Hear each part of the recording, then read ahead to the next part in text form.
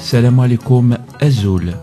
C'est la nouvelle édition de votre journal Eshut Sirkegi qui commence et c'est un retour qui s'annonce très Wekakahen, comme d'habitude. D'abord, annoncer cette condamnation qui vient de tomber. Le militant du collectif des chômeurs algériens Belkacem Khencha vient de prendre une condamnation ferme à payer une amende de 100 000 dinars algériens, 10 millions pour soi-disant outrage à corps constitué. En réalité, il s'agit là d'une énième intimidation, car le jeune militant est autonome et ne relève d'aucune officine du régime en place.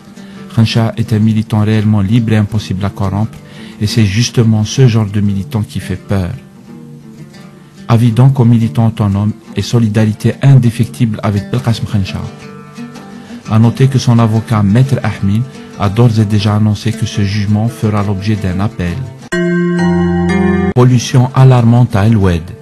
Je vous invite à voir ces quelques images extraites du film de Yann Arthus Bertrand, L'Algérie vue du ciel. Cela parle de la ville de El Oued dans le sud-est algérien. La pollution des nappes phréatiques, vitale pourtant, pour la faune et pour la flore, est très importante. Regardez ça.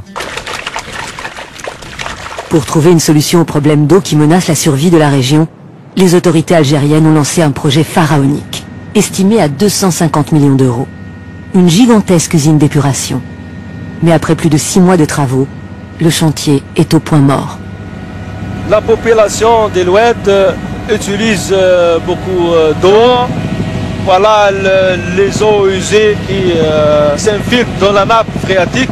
Alors on peut dire que la nappe phréatique dans cette région est complètement polluée. Petit à petit, la pollution d'El Oued ronge les palmeraies et les oasis situées autour de la ville. Ces mares d'eau polluée ont noyé plus d'1 million de palmiers en 20 ans. Une catastrophe écologique et économique pour les petits agriculteurs qui depuis des siècles avaient réussi à cultiver dans le désert.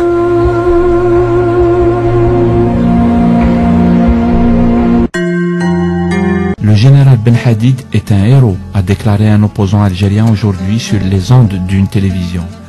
Pour rappel, le général Ben Hadid a été incarcéré suite à des déclarations incendiaires contre Bouteflika Saïd, le président junior traité de fou par le général à la retraite, dans un entretien accordé à une web radio algérienne. Non, c'est pas une question de quatrième mandat. Je vous dis, le scénario de Saïd, c'est un malade mental. Il avait aussi lancé une véritable bombe à propos de l'implication des services dans les actions terroristes attribuées généralement au GIA. Ainsi donc, on ne rigole pas avec le frère du président et avec l'oligarchie et les gangs qui l'entourent. La guerre pour le pouvoir et pour la rente qui l'accompagne fait en ce moment même rage là-haut sur les hauteurs d'Alger. Mais une question se pose. Ces coups de force, coups sous la ceinture et autres actions d'enfumage médiatique finiront-ils par exploser le régime de l'intérieur? La question reste posée. Passons maintenant à l'affaire Jay-Z.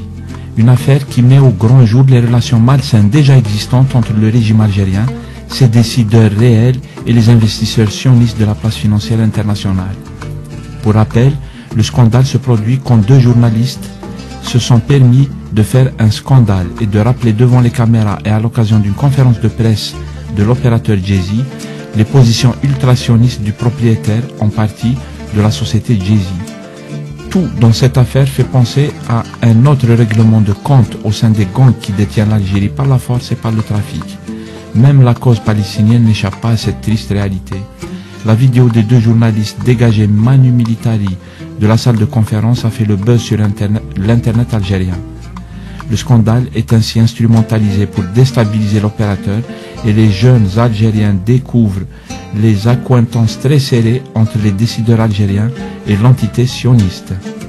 Ou mais elle, ceci n'est que la partie visible de l'iceberg Yeshabab.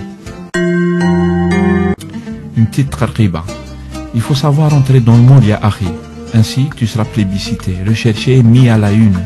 Les inconditionnels des moules vont t'adorer, te trouver délicieux, beau, intelligent et surtout pertinent.